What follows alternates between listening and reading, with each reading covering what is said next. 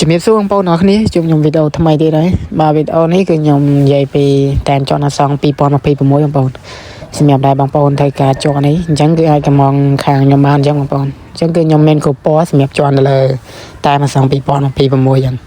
ហើយក៏អរគុណដែរសម្រាប់ពីម្សិលដែលមួយគាត់បានកំងទៅ2ឈុតបងប្អូនថ្ងៃទី29ហ្នឹងហើយក៏អរគុណមែនទែន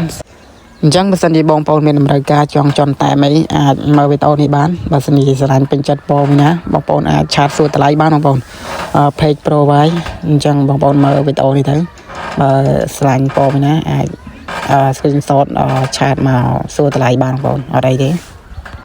ហើយសម្រាប់តាមជាន់មិនមែនតែសង2026ទេបងប្អូនគឺមានគ្រប់ស្រីបើសិនជាបងប្អូនមានតម្រូវការអញ្ចឹងគឺអាចឆាតសួរបានបងប្អូនមិនថាចាប់ពី026ចុះក្រោមដល់023ឬក៏022ចុះក្រោមដល់15 16 13ទេគឺខ្ញុំមានតាមជាន់គ្រប់ប្រភេទបងប្អូនអាចឆាតសួរបានអញ្ចឹងនៅក្នុងវីដេអូនេះគឺខ្ញុំមានតែប៉ុណ្្នឹងទេបងប្អូនបើបងប្អូនបានទស្សនាហើយកុំភ្លេច like page share ឬក៏ follow ម្នាក់មួយទៅដើម្បីទទួលបានវីដេអូនៅពេលក្រោយទៀតចឹងបងប្អូន